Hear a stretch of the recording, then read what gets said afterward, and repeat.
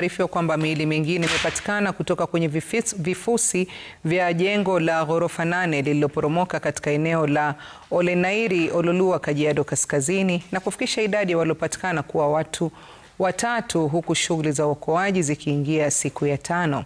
Mamlaka zinasema juhudi za kumtafuta mtu mmoja anayeaminika kufukiwa na vifusi bado zinaendelea. Naibu Inspekta Jenerali wa polisi ambaye pia ni mkurugenzi wa kitengo cha kusimamia majanga, Duncan Ochieng, anasema kwamba vikosi vya uokoaji vinaendelea kufanya kazi usiku na mchana licha ya changamoto ya kufikia baadhi ya maeneo ya jengo hili ili kumwokoa mtu huyo anayesemekana kuwa bado yuko hai. As a team, we have been on the ground since this building came down. We did recover one body on Sunday, and today we have managed to recover 2 more bodies. So in total, we have recovered 3 bodies from the debris.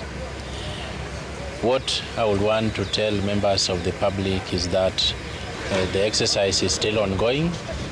We have information that there's still some more bodies, maybe 1 or 2, and by the end of the day, we'll be able to inform you on the progress that we shall have made.